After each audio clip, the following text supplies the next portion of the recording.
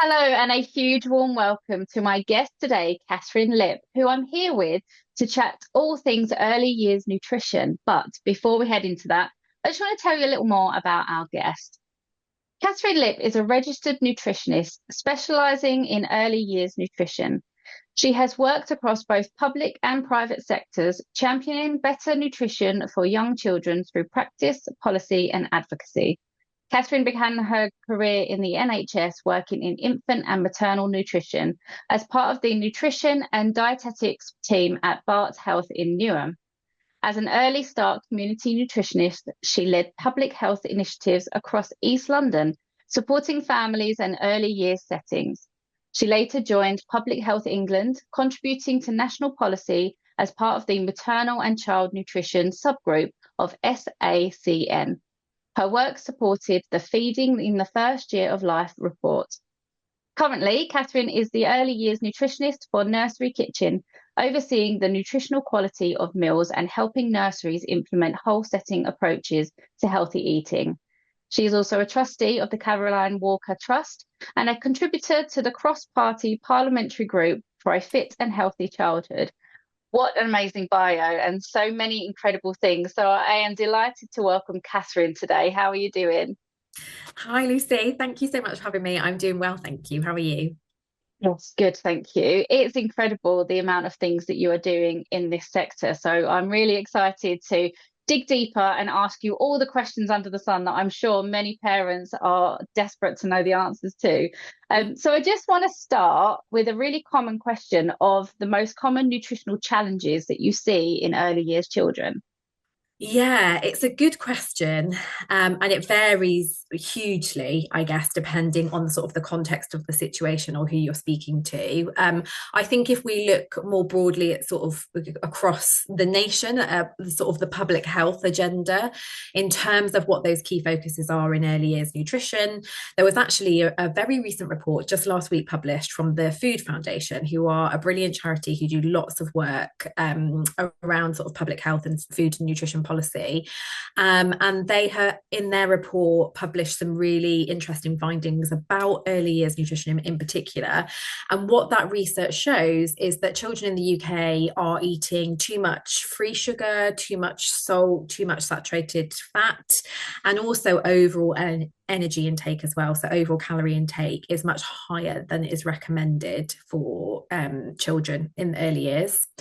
In particular, the kind of the free sugar consumption, so that essentially means added sugar, is a particular concern for this demographic. And research suggests that children in the early years are kind of consuming more than double what is recommended when it comes to free sugars. So those are some of sort of the key areas of concern. If we look a little bit more deeply at things like micronutrients as well, quite often young children's diets are a little too low in fiber, iron, zinc, not enough oily fish. So omega-3 fatty acids as well are one of the key areas. And I guess, that all of those things is kind of reflected in the work, the focus of the work that I do, particularly in my role as early as nutritionist for Nursery Kitchen. That's really interesting. And when you kind of label it all out like that, you can see how complex it can appear to, the everyday person trying to make sure that all those elements are looked after in the right way. And it can be really challenging. What would you say are the kind of key building blocks of a healthy diet for infants and toddlers? Good question. I mean, I could talk to you all day about this, but I won't. I won't. I think it's so easy to get overwhelmed with a lot of nutrition information. What should we be feeding? What shouldn't we be feeding? If we are looking at sort of those key building blocks, I think, it comes down to that really unsexy message of a healthy, balanced, varied diet. No one really wants to hear it. Everybody sort of heard that terminology before. There's nothing sexy, as I say, about it. There's no sort of one golden bullet when it comes to nailing it for your children's diet, but it really does come down to exposing them to healthy, balanced, nutritious food, food that is kind of made from scratch as much as possible or minimally processed. We have a lot of ultra processed foods available to us, and often that's really cheap and convenient. It's so quick and easy. So actually, even whether money is a factor for you as a family, those ultra processed foods are highly convenient. So it could be the fact that actually, as a nation, we're relying on more ultra processed foods, not just because they're cheap, but also because we're quite time poor as well as potentially financially poor with the cost of living crisis. So, everything is driving us towards these ultra processed foods. And it's important to try and draw that back a little bit and think about sort of how we can provide foods from the four main food groups, without relying too much on those ultra processed foods. And when I talk about the four main food groups, I'm talking about fruits and vegetables, I'm talking about carbohydrate foods, so things like your breads, pasta, rice, potatoes, breakfast cereals, noodles, all of those kind of carbohydrate foods, which are really important for young children, a really important source of fuel for their brain in particular. Dairy foods as well, great for calcium and protein and other vitamins and minerals. And then also the sort of the non-dairy sources of protein. So that's things like beans, pulses, lentils, chickpeas. We'll get protein from those foods, but we'll also get things like iron and zinc, some of those micronutrients that I referred to. So, thinking about those four food groups, creating a balance from those four food groups. And actually, there's a really useful resource from the British Nutrition Foundation, which are a fantastic charity who support lots of kind of nutrition resources and training and support for the public as well. They have a resource specifically for early years, and it's called 5532. And that really tells you very simply how many portions we should be getting from each of those food groups. So 5 portions of fruits and vegetables, 5 portions of carbohydrates, 3 for the dairy foods, and then 2 for those iron-rich protein foods, or 2 or 3 of those a day. So I would say, very simply put, that's the building blocks. But in actual fact, in addition to looking at what children are eating, we also want to pay attention a little bit to how children are fed. And that's a big part of it as well, that very holistic approach. I think we get so focused on, what we should be putting into our bodies, but actually, children are learning to eat in their early years. It's not an innate skill that they're born with. They're born with this innate skill of being able to suck. So when they're on a milk-based diet and they're sucking from the breast or the bottle, that's an innate reflex. But learning to eat food and to enjoy a wide variety of food is a really complex process. So we don't want to overlook the importance of how we feed as well as what we feed. So I think that's a really, and we'll probably talk more about that as we go through this podcast today. But I think that's a really important point to sort of not overlook, that really complex skill that children need time to adapt and they need to be shown how to do certain things. Yeah, I think you're absolutely right. And I think we can be guilty of really focusing in on the content, like you say, what am I feeding, and making sure that you're getting something from all the food groups, but actually forgetting about that element of they've never done this before. They do have to, it's a skill that they have to learn. So I think that's a really interesting point, actually, to think of it more holistically of all the elements of what eating is for a young child and a toddler coming from that transition from baby into toddler.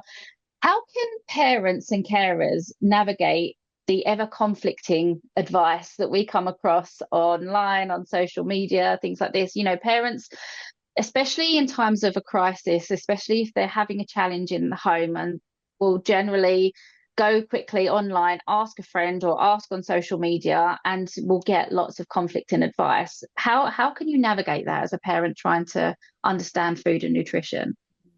It's a really good question, and I think a really important one in the day and age that we're in. There's so much information out there, and it's completely understandable for parents to feel really overwhelmed by conflicting nutrition advice. Um, there's a lot of information at the tip of our fingers these days, and not all Mm. of it, unfortunately, is evidence-based or particularly relevant to your child's specific needs. You talk, Lucy, about those sort of times of crisis when we're sort of at the end of our tether and we're really sort of desperate searching for those answers. And actually, when you reach out to social media, those platforms don't know the context of what you're dealing with. So it's sometimes not always helpful. So I would say, first of all, consider the source. Who is it that's telling you this? Try to look for information from credible, evidence-based sources. So, the NHS has some great stuff on their website. They've got Start for Life website, which is a NHS Department of Health based website. So lots of resources on there about food refusal, about introducing solid foods, handling all sorts of those kind of issues or obstacles that you might come across. I mentioned the British Nutrition Foundation as well, another fantastic resource. Also, registered nutritionists or dietitians. Who specialize in the area of early years nutrition or children's nutrition. They will provide you only with evidence-based information. If they are a registered healthcare professional, they are held by a code of ethics. So they must comply with that code of ethics by their governing body. So, for example, registered dietitians should all be registered with the British Dietetic Association in this country, and registered nutritionists should be associated with or registered by the Association for Nutrition. And if they are registered, then they have to be held by this code of ethics. So they have a duty to make sure that they are giving you balanced, reliable, credible, evidence-based information. Some of the influencers, sometimes they have what seem like very credible titles online as well. But I would always say just sort of take a step back and look at the wider context of what they're telling you. There's a lot of nuance when it comes to nutrition, and that's really hard to get across on social media. So if you are reading information online and it's very polarizing, it's very black and white, it's very this is good, this is bad, this is toxic, this is safe, that sort of terminology is immediately a red flag to me, because actually there's no nuance there. They're not talking about the wider context. They're not sort of trying to capture any of the real life that's going on. It's very black and white. So that's always a bit of a red flag when you're coming across this information. And I think, those sometimes the difficulty with social media, those black and white messages, those sort of slightly scaremongering messages at times are what gets the attention of people. So it gets the likes, it gets the follows, it gets the shares. But actually, you've got to stop and think sort of that wider context and just notice if it's very extreme or very polarized advice, if there's talk about sort of this is toxic, this is harmful, never do this, that it's so black and white that actually they've not taken into consideration any nuance or any sort of deeper understanding of the wider context of that dietary situation. So I would say be careful of those sort of platforms, be careful of those individuals who are sharing that sort of information, and instead look for those credible sources, focus on a wide variety of foods, focus on positive role modeling to support good attitudes to food and healthy relationships with food, focus on mealtime environment. All of these things come into it. So it's about sort of taking the balance of the information and applying it to you and your family and your child as an individual. Catherine, that is such useful advice.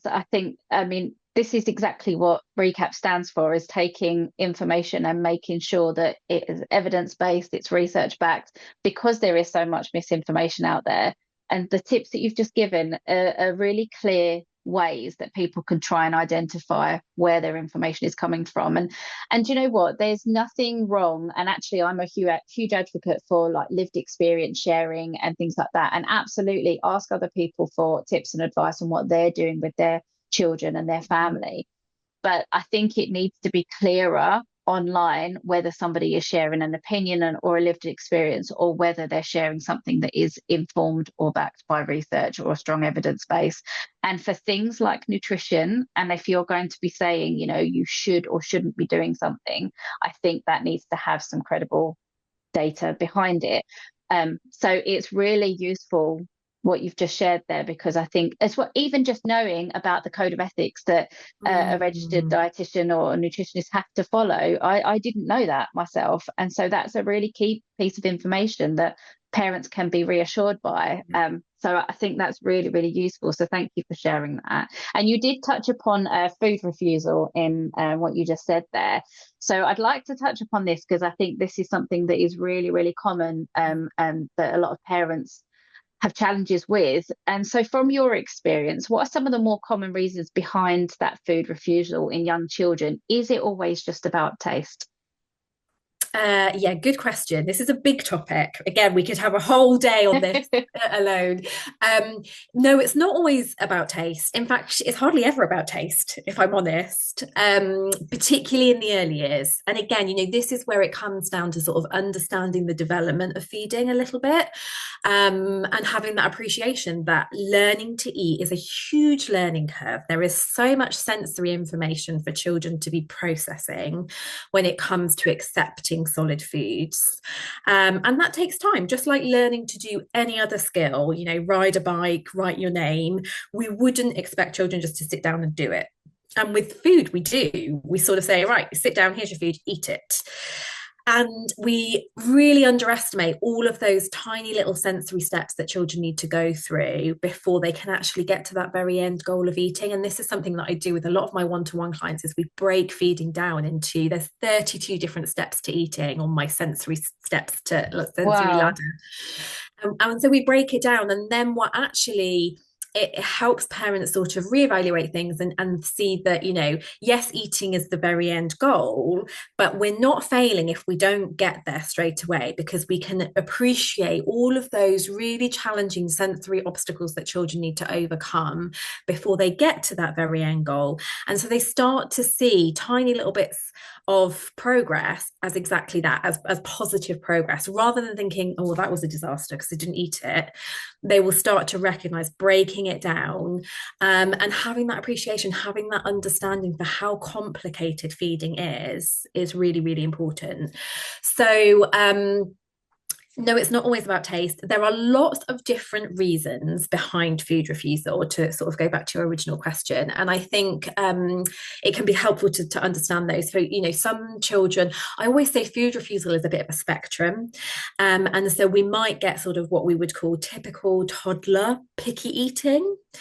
At one end of that sort of spectrum, and that might look like kind of refusing new foods that they haven't come across before, and that's generally because they're very unfamiliar, and because there's a lot of sensory information, a lot of children won't be ready to just sit down and face a new food and go, yeah, do you know what, I'm going to pick that up and put it straight in my mouth.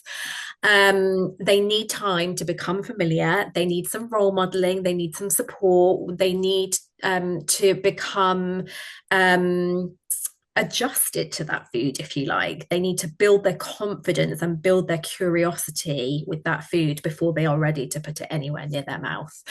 And so refusing new foods is one element of that. And sometimes we refer to this as food neophobia, which is quite an interesting concept. So food neophobia literally means fear of new food. And if you take us back to our ancestors, hunter-gatherer times, I'm talking, it's actually a really clever concept, because what it does is this food neophobic response to food kicks in often around 18 months, sometimes slightly earlier, and we can see it lasting all the way through to sort of 2 years, 3 years, sometimes slightly longer as well. And that food neophobic response is designed to kick in specifically around this developmental age. And that's when children are starting to become slightly more detached from their primary caregiver. They're starting to explore the big wide world themselves a little bit more, less reliant on their caregiver to do everything for them. And so it's like a safety mechanism when they get up and they start walking and roaming and potentially foraging for foods themselves. If we think back to our ancestors, it's like a safety mechanism to say, hold on a minute, we don't recognize that food, it doesn't look familiar, just stop. And so it's very clever from that perspective. Yeah. Of course, we live in a really different environment now where we don't Yeah. go foraging for food. We don't generally let our toddlers wander off and start, hunting for their own food. So, but this food neophobic response still very much exists as part of our physiology. And so that's where that comes from, is that sort of, if it looks different, if it's completely new and unrecognizable, I'm not eating it. If that my apple's got a mark on it or my breadstick is broken, that's new, that looks different, I'm not eating that. And so it's all really normal, and it's all sort of a very sensible part of our development and our physiology. It's frustrating as a parent, but actually it all makes sense. So sometimes understanding these things can help you overcome it, because actually, what does that child need if they are fearful of something new? What do they need?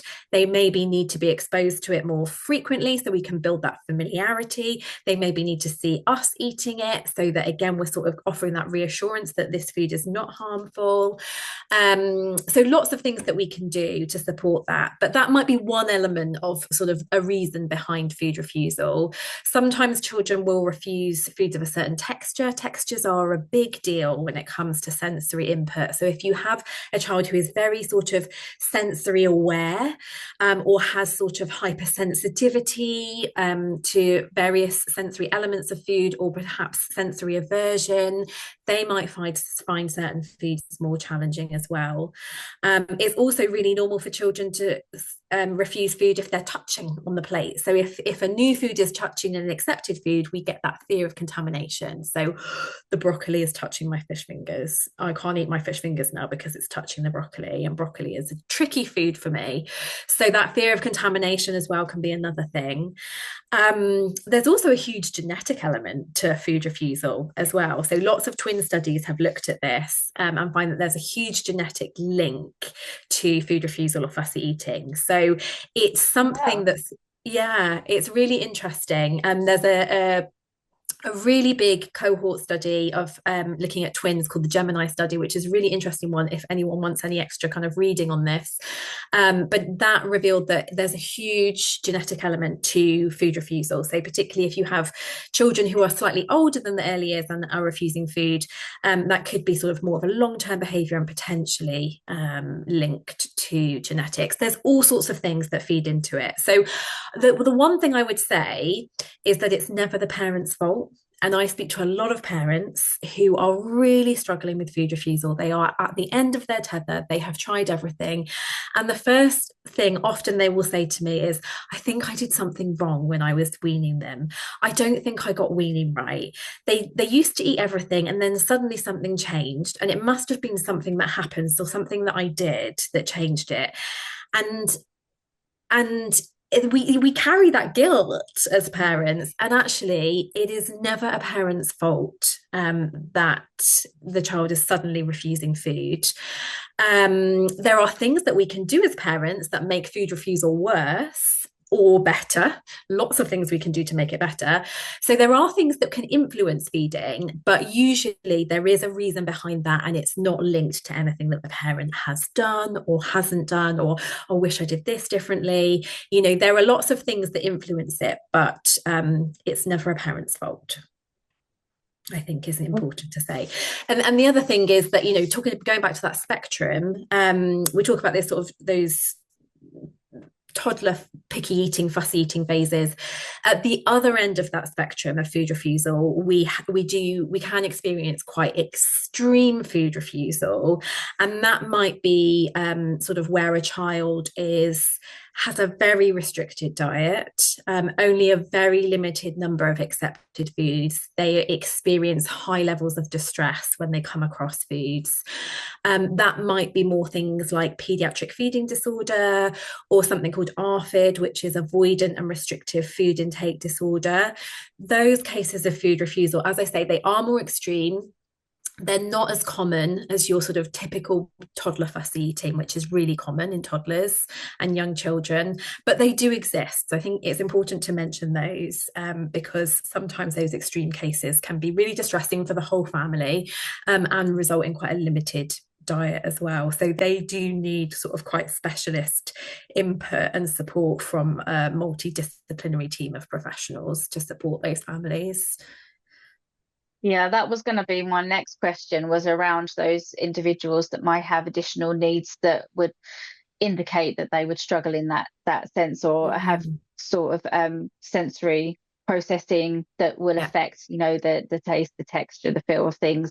And again, that would be another spectrum to look at in terms of the severity of that challenge for that particular child. So I think we quite often coin a term that encompasses everyone into the same boat for many different things, don't we? And I think fussy eating or food refusal is one of those terms. When you actually pick it apart, like you just have, there are so many different instances, which means there are so many different ways to approach it, so many different things you can do to help it, but also so many different individual contexts to consider in terms of when to ask for support, or when it's just a case of giving the child time and support, and being a role model, and things like that. Are there any kind of specific approaches or techniques that you found are particularly successful in overcoming food refusal when it's not that kind of intense at the high end of it? Yeah, good question. Yeah, I mean, there's lots. There's lots that we can all be doing, whether you are experiencing food refusal or not, as a parent or as a family. I think the way, going back to that sort of how we feed children, is really, really key. So the first thing I would say is kind of get those foundations set at meal times. And what I mean by that is we want children to have a positive association with food and with meal times. We want them to sort of be ready and willing to come to the table next time, even if it's not their favorite food that is on the table or on the plate. And so setting those foundations is really key. And there's several ways that you can do that. It's a lot of it is really focused on a no pressure approach. So building children's kind of autonomy, so their choice and their control around food.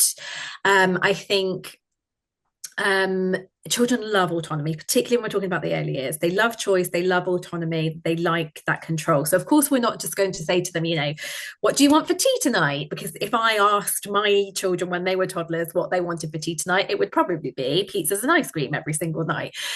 We're not talking about giving them total control, but we are talking about sort of allowing them to choose from the foods that are available. So essentially, our role as the parent or the carer is to decide on what that menu is, what's on offer that day. So we've taken care of that. We're thinking about those food groups that we mentioned earlier. We're using those building blocks for planning a healthy, balanced meal for our children. But within that context, they are allowed to choose. So something like having what I call a family style serving at meal times, where essentially the foods that you choose to offer are put in the middle of the table for everybody to help themselves from. And those foods don't even have to make sense. So if you have a child who has quite a restricted diet and only has a certain number of accepted foods, you as a family might not want to always eat those accepted foods. But the key thing is that there is always one of your child's accepted foods, at least one, on the table at every meal time. So if you were doing something, for example, let's say a chicken curry with rice and naan bread, it might be that the chicken curry is a really challenging food for that child, because you've got sort of a wet, sloppy sauce with chunks of chicken in there. You might have some vegetables in there as well. Everything's sort of mixed together, and that can be really challenging on lots of levels for a child who is experiencing food refusal. So you can have your chicken curry and your rice and your naan bread that you might eat, but you might also have something else there that is from that child's accepted list. It might be that they are okay with plain chicken, Mhm. So you have some plain chicken, which is not in the sauce, and therefore they are able to help themselves to that. It might be that actually it's only really the rice or the naan bread that is their accepted food. So you might put some of their other accepted foods from a different food group. So that could be, slices of ham, or it could be fish fingers alongside your chicken curry with rice and naan bread. It doesn't have to make sense from a sort of that doesn't go together. That's not what the purpose of what we're doing here. We're creating a family style self-serving mealtime where there is something for everybody within the realms of what you're able to prepare, because let's not forget that all of this takes time. So it might just be pulling a few bits from the fridge that are on your child's accepted list whilst the rest of you enjoy your main meal. But the idea is that you've got the foods there in the center of the table, and the child starts with an empty plate. And they are allowed to help themselves with support if they need to, but they are allowed to help themselves to the elements of those foods that are available to them and put what they want on their plate. That gives them choice, it gives them control, it gives them that autonomy, which is one of the key things that we're really looking for. If we plate up children's plates for them and we sort of dictate what's going on to that plate, or we start to sort of say things like, okay, but you need to have 3 peas before you have another fish finger, or you need to eat this before you have that. We are then taking that autonomy, that control away from them, and we are becoming more controlling as the parent or the caregiver. And that puts pressure on children. And what happens when we pressure children to eat, if they don't feel ready, if they don't feel like they want to eat that food at this particular time, or they can't eat that food at this particular time because the sensory properties of that food just do not work for them, then they can start to feel anxious. And what happens when we feel anxious is physiologically things change in our body. So, just like you or I, if we're feeling anxious about something, we're going for a big job interview or about to do a big presentation at work, physiologically, we're feeling different things. Our heart rate increases, our palms might get sweaty. Often we feel it in our tummies. You get those butterflies in your tummy. You might need to go to the toilet. Generally, when you're in those scenarios, the last thing you want to do is sit down and eat something that's really challenging. Yeah. Our appetite drops in those situations. It's almost like we've entered fight or flight mode. And that is not conducive to supporting appetite, for getting children stuck into food. So the number one thing, setting those foundations, is really to make sure that your child does not get into that state of anxiety, does not get into that fight or flight mode. We want to keep them in that sort of sensory readiness to explore new food.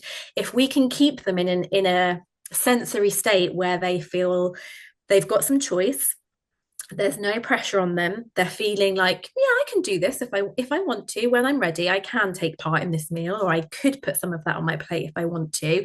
That competency is really key. So we're not correcting them all the time, we're not telling them what to do, we are making them feel like a competent eater. They've got the tools, they've got appropriate plates and cutlery.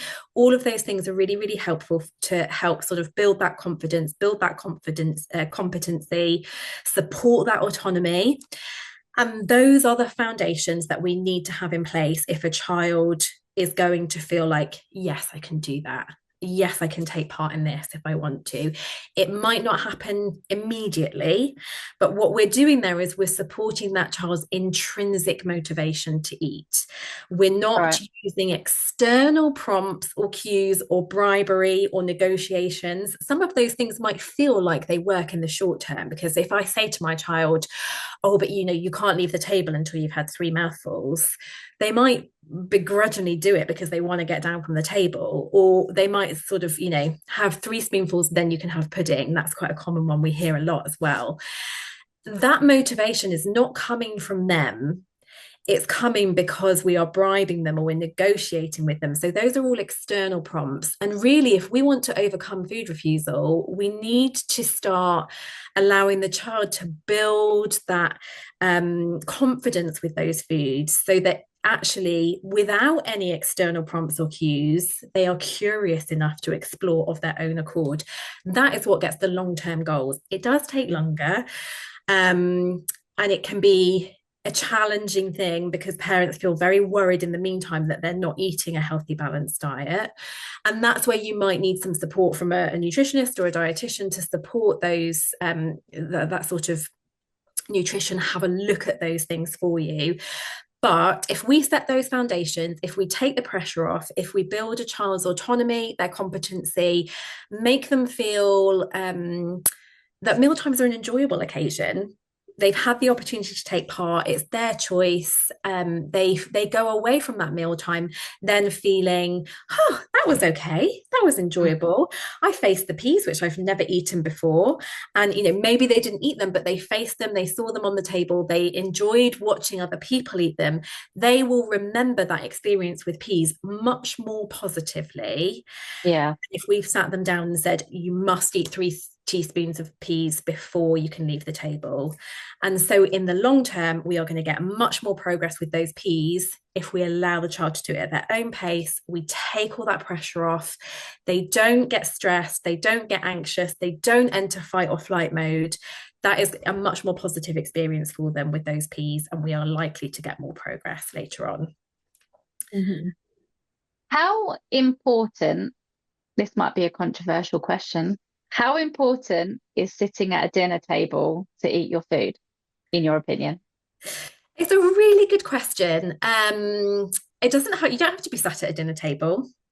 I think you can still create that autonomy. You can still create that competency. You can still have a real connection with your child. You can still build that relationship around food if you are sat on the floor having a carpet picnic, if you are eating on your laps together. You can still do all of these things. Even if you're eating on the go, there are still really positive things that you can do together. So it doesn't mean that you have to have a kitchen table where you all sit down and eat together.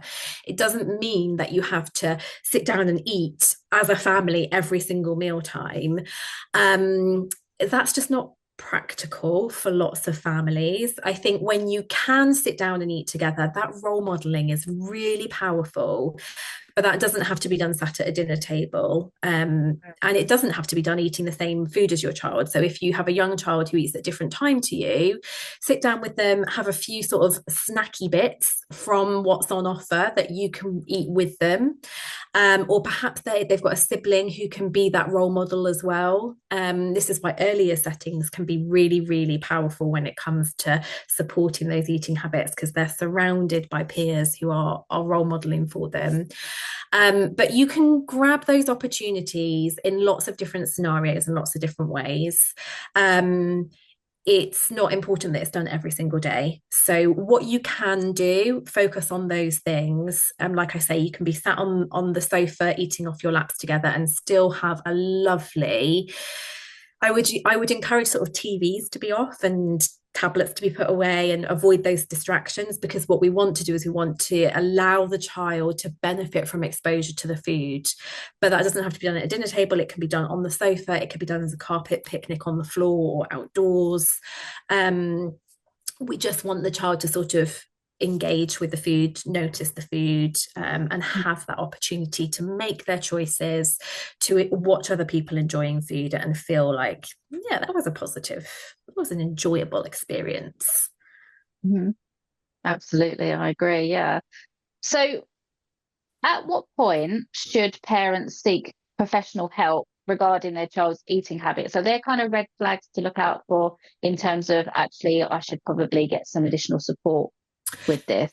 Yeah, really good question. And I think if you are a parent who is feeling very stressed by meal times, you dread them, they are the worst part of your day, and you're very anxious about what your child is eating, reach out and get some support. There's some information online that you can access that might be really helpful. You might benefit from just having a chat with a nutritionist or a dietitian who specialises in this kind of food refusal. Lots of dietitians and nutritionists will offer free discovery calls, so you can just have a chat and ask, is this a problem? Do I need some support? What do you think? What's your opinion? So, feel free to reach out. There are lots of us out there who will be willing to have those conversations. But I would generally say that if you are finding mealtime stressful, the chances are then some of that stress might be rubbing off on your child at meal times. And that's what we want to try and rein back in a little bit. Because like I was talking about, those foundations, we can only really build them if we start to take that stress away. If you are concerned about your child's nutritional intake, because often, that's driving your stress. Yeah. It's really hard to sit there and think, okay, yeah, I'm going to try and not be stressed, but my child hasn't eaten any vegetables for months, and I'm really worried about how that is impacting their overall nutrition, their growth, their health. Yeah. Then we've got to sort of address that what's causing you the stress. So yes, if you are worried about your child's nutritional intake, if you are worried about their growth or their health in any way, then absolutely reach out. And if you are finding meal times stressful, if you feel, a lot of parents come to me and they say, it's almost like a last resort, and they say, I've tried everything, I've read all the books, I've done some online stuff, I've read social media posts. And actually, the work I do with parents is one-to-one. I don't tend to do online courses where it's a group of people. I think some of those can be really helpful in certain situations, but I want to get to know you. I want to get to know your child and the context of what's going on. The strategies that we put into place are very bespoke. I would do a feeding assessment for each individual child. So often it's parents who have tried everything and feel like, I just don't know if I'm getting this right, and they want somebody there to sort of handhold them a little bit through that process. So yes, there can be many reasons, but I would say if you're concerned about your child's intake, or if you're finding mealtime stressful, reach out and get some support. It's a good idea to sort of nip it in the bud almost, before it escalates. Yeah, and I think you're right. I think a lot of that is your own anxiety around how you're parenting, how other people are perceiving what you're doing. Is your child healthy enough? So maybe it might just be that one conversation that a parent needs to have with someone like yourself to have that reassurance that actually there's a few things that you could do, but I'm getting the vibe that time and patience is a big player in food refusal, or just getting to know new foods, and just that whole journey of nutrition throughout the early years. I think that sounds like a strong theme Yeah. throughout, which really leads to that necessity of having support and encouragement around the parent as well, which I think sounds like it's really important. I just want to talk a little bit about the nursery setting, because a lot of the work you do crosses over into the nursery setting, and you've spoken there previously about the importance of having kind of peers around the children as they're eating as well, and having them as a role model, which is really interesting. So your role at the moment as early years nutritionist for Nursery Kitchen, what does that involve on a day-to-day basis? Yeah, great. So, I'm the early years nutritionist for Nursery Kitchen, who are effectively an early years company, who supply food, freshly made food, to nurseries and earlier settings all across the UK. So, my role for them is essentially kind of guiding the nutritional content of all of their dishes, of all of their meals, their menus as well. We supply everything from breakfast, snacks, main meals, second courses, the whole lot. And so what's important for me is that I work very closely with the rest of our food team, development chef. We look at sort of procuring all the ingredients and pay very close attention to make sure that all the ingredients is of a really good quality, and then that is put into dishes which are nutritionally appropriate for children in the early years. So that's my role, is kind of taking care of the nutritional content. We have in the UK some guidance around early years nutrition. Actually at Nursery Kitchen we have our own set of in-house guidance which goes above and beyond those national standards, because we know how important everybody knows how important early years nutrition is, but because we're specialists in it, we can go above and beyond. We can really take care of that even more. So that's a big part of my role. I also do a lot of kind of support and advocacy when it comes to early years nutrition in the wider field. So I'm kind of being the voice of nutrition and nutritional science within the business, and supporting kind of pushing that early years agenda. Early years nutrition often gets left in the shadows of school food. We talk a lot about school food and school readiness, and actually those early years. So everybody knows and everyone appreciates the early years are really critical, but there is a bit of a policy gap, particularly when it comes to food. So there's lots of work to do there. So Nursery Kitchen are great advocates for that as well, and really support me in sort of pushing that policy. But we also do a lot of kind of additional support. So again, like I said earlier, it goes back to not just what we're feeding the children, but how we're feeding the children as well. So it's very much that education piece comes into my role as well. So things like training, resources, webinars, really supporting all of our partner nurseries, even with things like parent inquiries, dealing with allergies, parent preferences, food refusal, all of these really big topics are things that nursery practitioners are dealing with day in, day out. And as a partner of ours, we are their food team, essentially. So I'm there to support our partner nurseries with any sort of those inquiries, as well as our resources and our training. And it really sort of bringing together that whole setting approach to healthy eating. As I say, it's not just about the food, and we really want to support settings and working in partnership with parents. So we do a lot of work with parents directly as well. Again, webinars, resources. But if there are sort of particular parent inquiries or parents who need that individual support, then they are welcomed to pick up the phone and contact us directly as well. So it's a lovely varied role, and it's Sounds great. like it. Yeah, it's as I say, they're real advocates for good nutrition in the early years, and really kind of go above and beyond to make sure they are doing the very best when it comes to everything from the ingredients to the resources that we produce. Everything is evidence-based, and yeah, really supporting those settings, because we know how important early years nutrition is. And actually early years settings don't get a lot of training. When you're an early years practitioner, nutrition and healthy eating isn't in the training, so we can't expect these people to be experts in early years nutrition. They are taking care of every other aspect of the early years curriculum, and the food and the nutrition and the healthy eating is that one area where we can really support them with. So with that in mind, that's really interesting actually. So with that in mind, do you think there's a real benefit for settings to have a chef on site preparing their food, as opposed to, because I've worked in various different earlier settings over the years in various different roles, and in some of the settings it was down to us, the staff on rota, to go in and cook the food ready for snack time, lunchtime, dinner time, what have you. And some settings have a designated chef. So obviously we can see the benefits, and we know that there's going to be a challenge in terms of finances and things like that. But do you think that there essentially should be a chef in a setting to take that role? Because it sounds like there's so much more behind it than just quickly preparing a meal.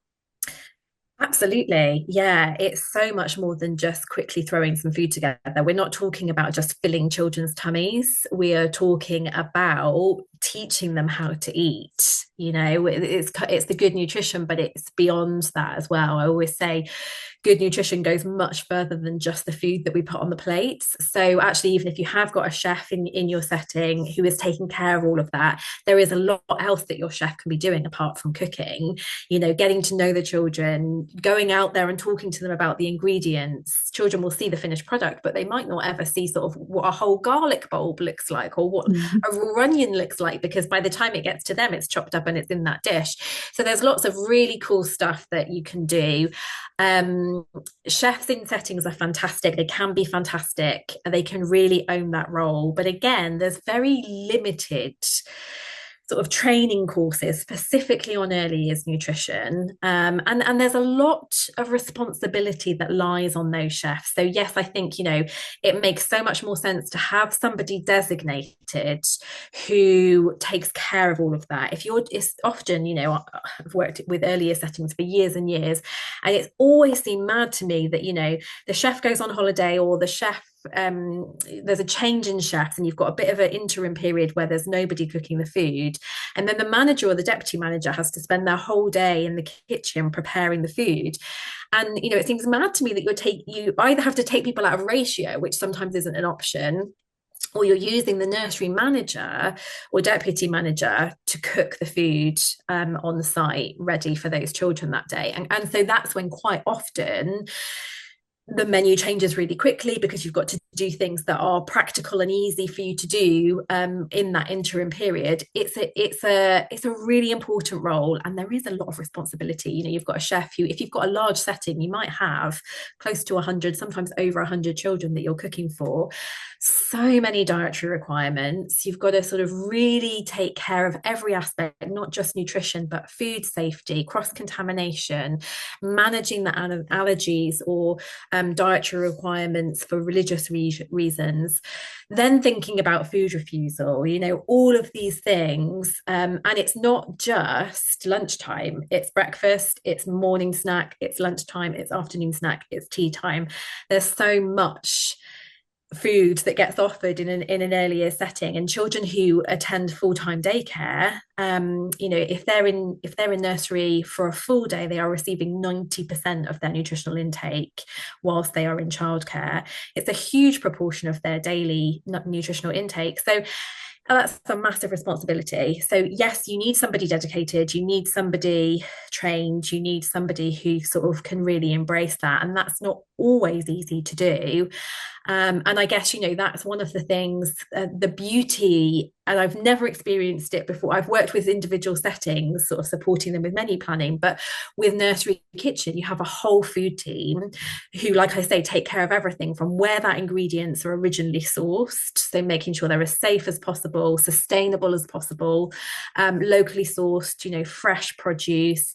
Everything is prepared in a central kitchen. So we do what we call allergy washdowns in between each dish, which really reduces the risk of cross-contamination.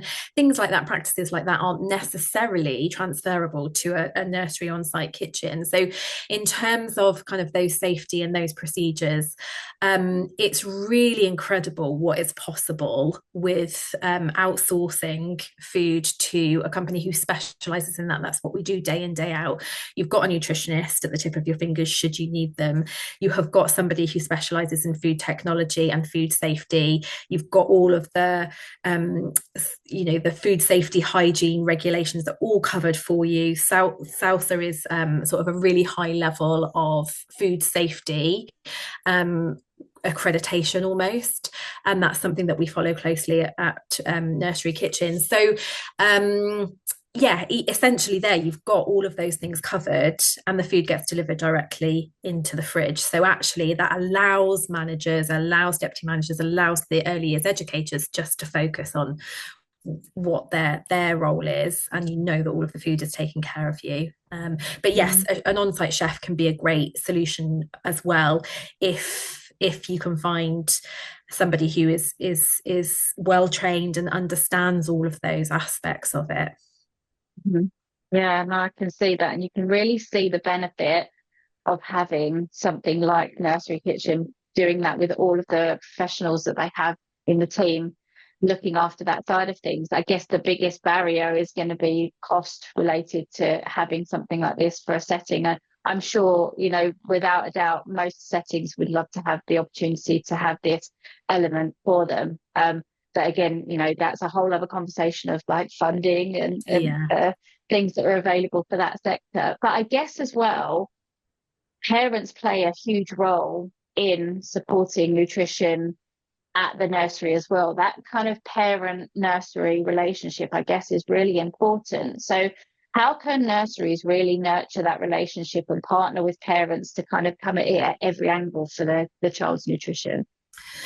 Yeah, it's a really good question. And we would always advocate for that working in partnership, very much that whole setting approach. And I think, you know, it really starts with quite open, non-judgmental conversations and communication with parents. Parents want to feel included. They want to feel respected when it comes to their individual choices and ideas and preferences. So it's really important to have lots of communication with parents. I think a really strong food and nutrition policy as well that you as a company stand by is really helpful. That will outline a lot of what you're doing in terms of your practice for early years nutrition and why you're doing it. And again, this is something at Nursery Kitchen that we can support with, is really strengthening your food and nutrition policy, helping to sort of set that precedent so that you've got everything written down, you've got a very consistent approach, and you've got the evidence behind it, why this is so important, why it's important that we do things this way. And you share that with parents right from the outset, but you continue to have, like I say, very open, very honest, very non-judgmental conversations with parents. Food is such a big deal when you send your child to a nursery. I think, the key things you want to know when you start or when you look around a nursery is sleep, who their key person is going to be, and food. Those are the sort of the really key things. Everything else, fantastic, sort of all falls into place, but those are often the key questions that parents have. And so if you can show that you've got a really strong food and nutrition policy and a really strong food team or chef behind you, that's a great starting point, and continue to have lots of open communication with parents, respecting their individual choices, respecting their needs. But there's some education to do there at times with parents as well. So some of that you can do through role modeling, and your food and nutrition policy is one way of role modeling, because you're outlining what's important and why right from the beginning. And then once you've built that rapport with each parent, you can start to focus on specific areas if that's necessary. There are a lot of really good resources out there as well, just even things like sharing recipes or cooking activities, or activities they can do at home with their child to get them more familiar with some of the food potentially that they might be eating at nursery but not necessarily at home. That's often quite common. Lots of sharing of information is really, really helpful. So I think, that kind of that open and honest communication is really, really key. I think, again, that comes back to building that community, isn't it? We're talking about community within parents, community online when you're finding that support, and then again, that community and building trust between parents and wherever your child is attending their early years education. So a lot of what I talk about, and a lot of the people that I talk to, it all does come back to this kind of community element. Community is really important, isn't it? And especially as a parent, all the different experiences you're going to have, the different challenges you're going to have in whatever age your child is, community plays a big part in that support and that trust and empowerment around it. We mentioned in your bio the Caroline Walker Trust, mentioned that you're a trustee. I've not heard of the Caroline Walker Trust. So what is the mission behind this work, and what is the kind of work that you get involved in as a trustee there?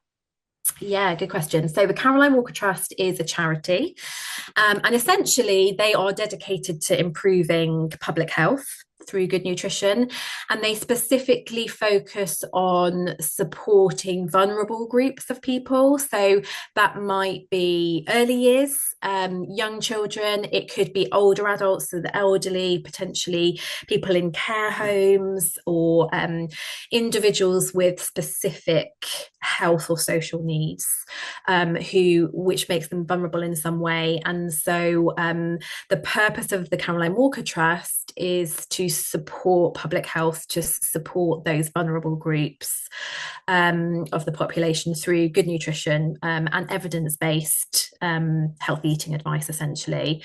So it's sort of, really acknowledging that everybody, regardless of their circumstances, should have the opportunity to eat well and benefit from good food and good nutrition. A lot of the work that the charity do is about sort of producing evidence-based resources, practical nutrition guides for those vulnerable groups. At the moment, we are in the middle of developing one called Eating Well for Learning Disabilities, focusing on various different areas of learning disabilities, and what those individuals might need in terms of nutrition, and what those needs look like on sort of a practical element of feeding and learning to eat. And so my role with them as a trustee is kind of supporting with the publication of those resources. We have a whole board of trustees who are all kind of dedicated to the same goal, and it's about raising awareness of the charity, as it's a charity, there's lots of sort of fundraising initiatives as well that we all support with individually, and we'll all have sort of slightly different areas of specialism. We will build on those to kind of raise the awareness of the charity, and to support those communications. We also deliver conferences for nutritionists and dietitians or health professionals in the field. So we have sometimes online conferences, but also in-person conferences and annual awards as well that are run by the Caroline Walker Trust. So yeah, lots of opportunity for kind of collaboration and for really supporting that public health agenda when it comes to nutrition. And as I say, in the case of Caroline Walker Trust, it's particularly focused around those vulnerable groups. That's amazing. That sounds like such valuable work that's going on there, and something that is really prevalent at the moment. The whole, inequality across access to different things that people need to thrive in the community. How can we, based on kind of your experience and the work that you have done, how can we address some of these inequalities to healthy and nutritious food for our young children? Yeah, really good question. Again, we can talk all day on this. I'll bring it back again to this report from the Food Foundation, which was published, as I say, just last week. But they, as the Food Foundation, do some fantastic work. Again, another really brilliant charity when it comes to public health and nutrition.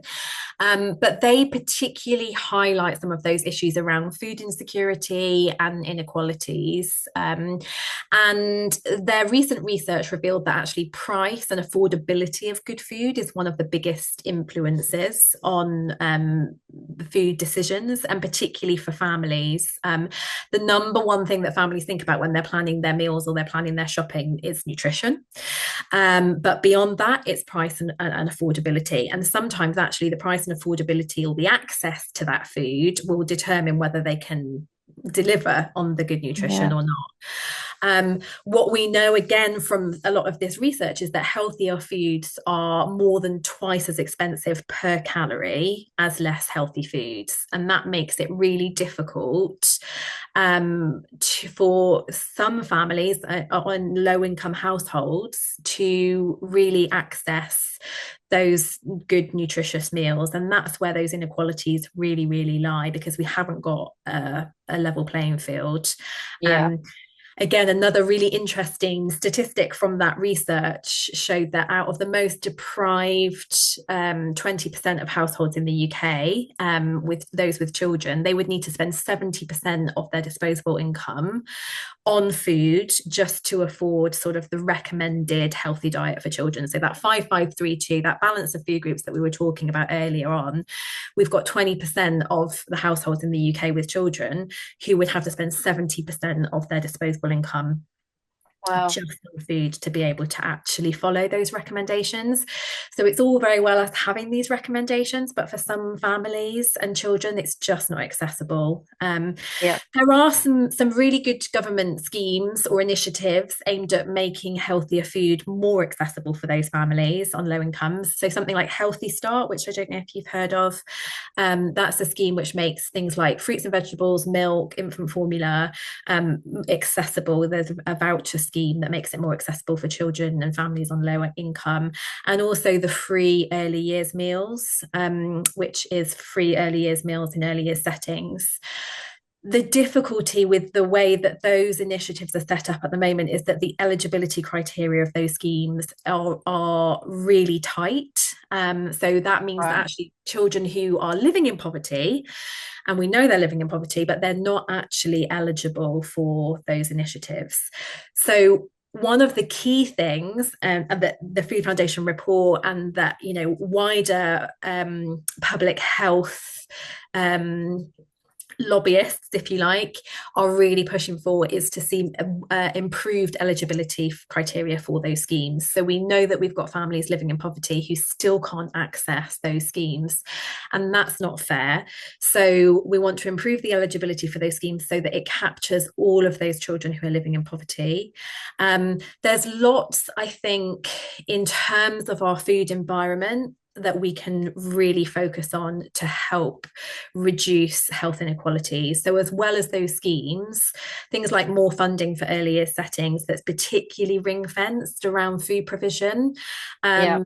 That's really important. We've got some new guidance, new nutrition guidance from the EYFS and Department for Education, which is coming in September this year, which is great progress. However, on its own, it's not enough. We need to make sure that the funding is also there to support settings in implementing that guidance. And also, we need a sort of a really clear roadmap as to how settings are expected to implement it. Like I say, they've got no nutrition training in the early educators qualifications. So we need to make sure that we are also supporting them with the correct resources and knowledge and the skills to be able to implement that. So that's one thing that can be done around earlier sector. In terms of sort of the food industry and what government can be doing to push that or support that and reduce health inequalities, there's a lot that they can be doing. I think we need much tighter regulations on things like commercial and infant toddler foods. Again, it's a bit of a black hole, that we call it the baby gap. We have some regulation on foods that we can serve in the UK and that we can produce, and in terms of how the limits on the quantity of fat, salt and sugar. For infant foods, so baby foods and toddler snacks, the regulations need to be tightened.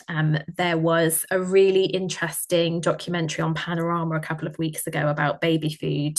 It was called The Shocking Truth About Baby Food. It's on iPlayer, and if you haven't seen it, I would really encourage you to go in and have a look at it. It's quite shocking at some of the sort of things that the baby food industry are getting away with in terms of labelling or misleading health claims, encouraging parents to buy things which actually are quite high in free sugars. So we need much tighter regulation on that. And if we have tighter regulation on that, what tends to happen is that it pushes the companies to reformulate, so change the recipes, if you like, of their products so that they contain less sugar or less salt or less saturated fats, some of those things that we know are key issues when it comes to early years nutrition. If we have a sort of mandatory regulation of how much fat, salt and sugar they can be putting in certain foods, it creates a level playing field. All the businesses have to do it, all the food industry manufacturers have to do it. And so it creates a level playing field. It makes our foods generally healthier. And if it's mandatory, everyone has to do it and they won't necessarily lose out on profits. Is the plan. So, that's something else. There's also a really strong push for a sort of a tax on foods that contain high sugar. So we had the sugar tax on sugar sweetened beverages a long time ago, which was a huge success, and there is talk of extending that to food products as well. So foods that are very high in sugar would be subject to a similar sort of tax, which makes those things more expensive for people to buy. The idea with this tax is that actually the money that's generated from those tax or those levies can be invested back into children's health. So that's the intention with these kind of tax or levies, that the money created is invested back into children's health with a particular focus on low-income families, so we can make the healthier foods cheaper for those families and the unhealthier foods more expensive, to make that food environment a bit fairer, and make those healthier foods much more accessible to them. So that's some of the sort of the key recommendations, and the key things that I would support. A lot of it has to happen at a government level, and it's not an easy process.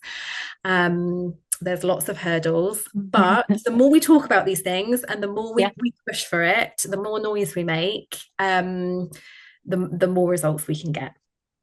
Absolutely. And I think I've definitely noticed an increase in this noise that we're hearing around early years nutrition a lot more recently. It's coming up a lot more on the feeds that I'm on. It's in discussion a lot more in the kind of networks that I'm in. So I'm really pleased to see that. Yeah, I'm really pleased to see that there is more discussion happening. But as you say, these things have lots of hurdles to overcome. It does need to change at a policy and governmental level, and those things don't happen overnight, and they don't happen very easily. So I am in awe of the work that you guys are doing, and it's incredible. And can I just say, I have tasted the food at Nursery Kitchen. I tasted the food, and I can confirm to everyone listening that it is amazing. Oh, So that's good. just want to put that one out there. It was Oh, thanks, incredible. Phoebe. But no, it's great to hear the work that you're doing, and the, like, you're right.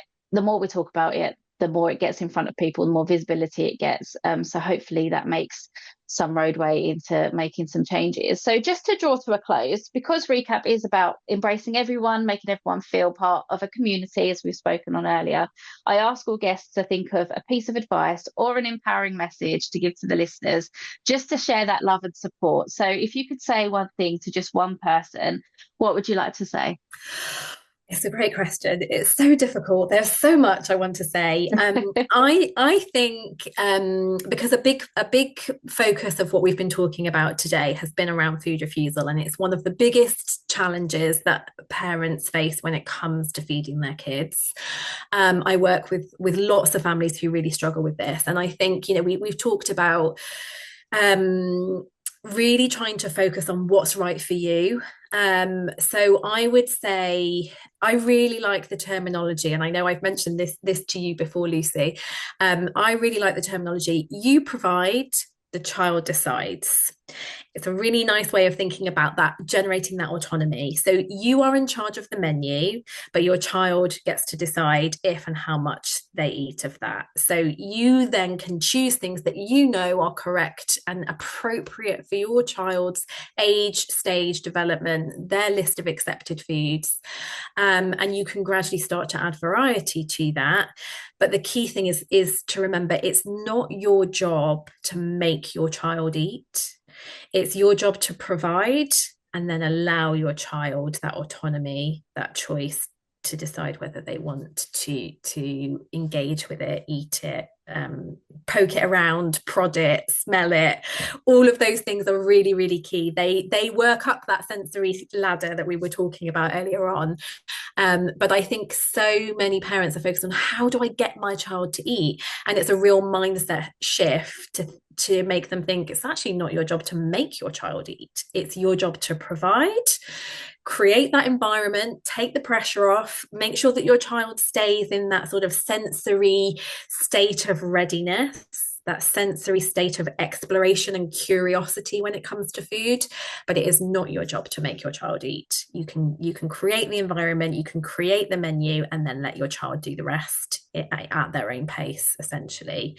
So focus on what's right for you and your child, I think, is the key thing. There's so much comparison out there. It's so easy to compare, and why doesn't my child eat all the vegetables that my neighbour's child eats or my friend's child eats? Try not to compare. Focus on your child and what's specific to your context of feeding. And remember, you create the environment, you create the menu, and then the child does the rest.